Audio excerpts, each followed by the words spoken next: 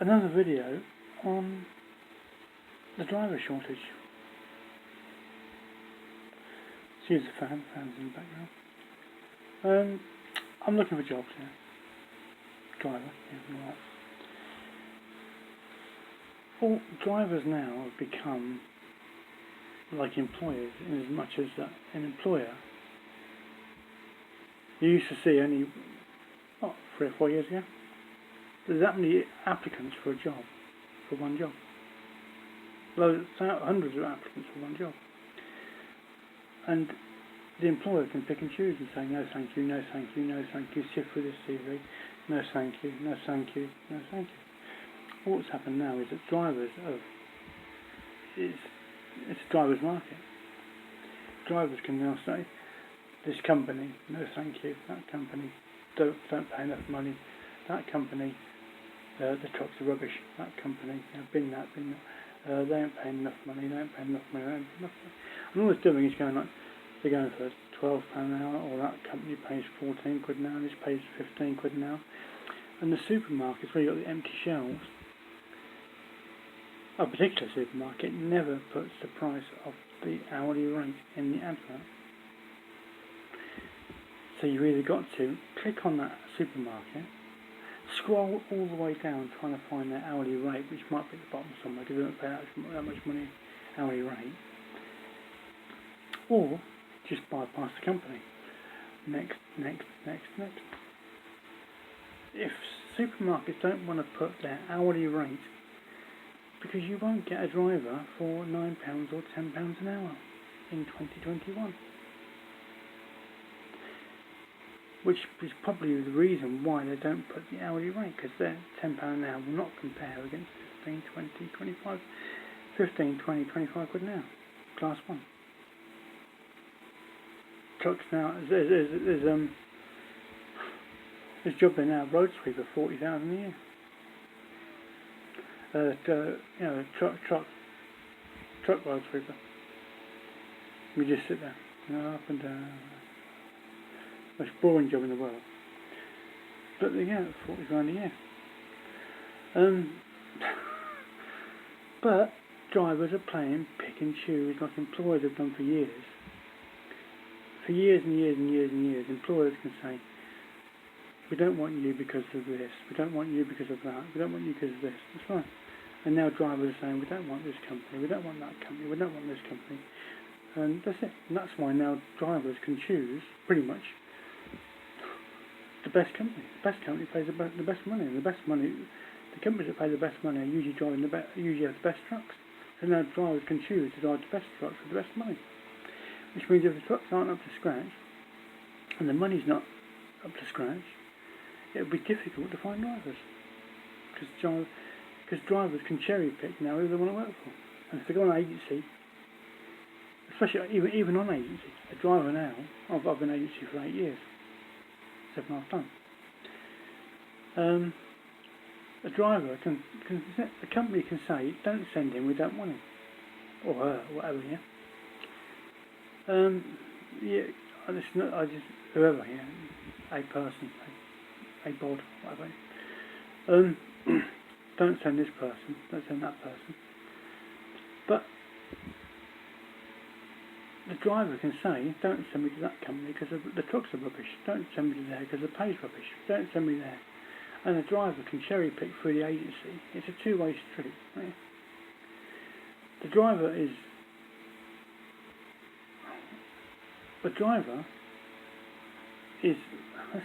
works for the agency, not the company they're going to get sent to. And the driver can choose who they get sent to and who they don't get sent to. A company can block a driver from going to their premises. So what will happen is, in that situation, the company will actually phone the driver. The agency will phone the driver. Are you available? Yeah. But then you get a situation where the company doesn't want the driver, and the driver doesn't want to work for the company that the agency have got work for. Right? So what happens then is that, but sometimes the agency don't know this. You might get a new person on the agency who doesn't realise this, right? So what happens is the agency phones the driver that doesn't want to go there, go to this company, right? And they still got available. And you say, yeah, fine, right, you're available. What have you got? And they'll say this particular company, and they'll say, I don't really want to go there, but if I have to, right? And they'll say, ring you back. Right? So what happens then is the agency then phone the company, so we've got so-and-so, and they'll say, well, I don't want him. So then the agency then phone the driver back and say, oh, the job's cancelled. This is agency driving, right? That's how it works. And then, but see, a driver can cherry pick too much, and then you almost reduce the amount of work that you get, because when I was first in agency work, I'd go anywhere, yeah? Whatever, yeah? And the person that you speak to at the agency gets you work. A good person at an agency can pull work out of nowhere, can pull work when it's quiet, and they get you work. They get you in here. You graft for the boss, for the agency, and the agency will get you work, right? But then after a while, most agency drivers are like it. Then you get fussy. That's where you get the company gets fussy, the driver gets fussy. Yeah? The agency is trying to link up the driver to the company, and then you get this company doesn't want that driver, and that driver doesn't want to work for that company, and the agency says, well, but the agency gets paid if they can get you there. They get paid a certain amount per hour, whatever it is, for the hours that you were working. The agency's out for itself, the driver's out for themselves, and the company's out for itself. Right? But that's all well and good, but sometimes you get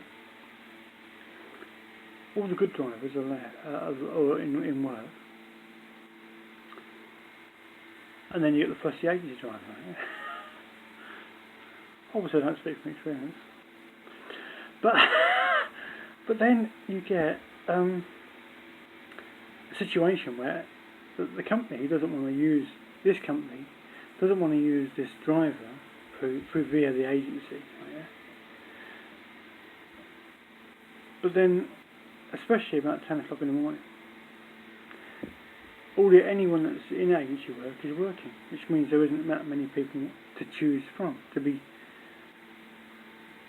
And it depends on what day of the week it is, which agency, and how many days of the week that driver has had or worked during that week.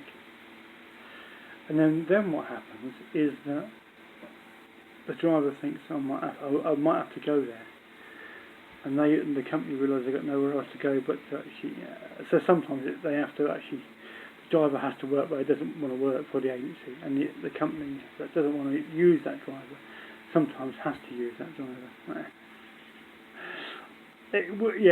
That's agency, right? Because at 10 o'clock, if a driver can get there in half an hour, that usually solves the company's problem. And they overlook the fact they don't want to use that driver, and that driver doesn't want to go there.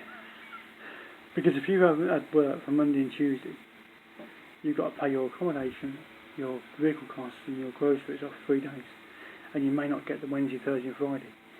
So you may have to take that just to get one day in a week, and hope you get Thursday and Friday. It's almost like playing chess. And then you get some companies where you've got nice new truck, and you think, oh, this is a breeze. But it's good fun. But drivers are now doing that with jobs in job websites like Indeed. Right? You can just scroll down and just say, well, I'm limited as well, because I'm not limited as a limited company. I'm limited in as much as that I'm a 7.5 ton driver, but I haven't got my CPC. So I have to look through 7.5 ton, can't take it, can do the job easy peasy, then the squeezy, but can't do it because I haven't got a driver CPC.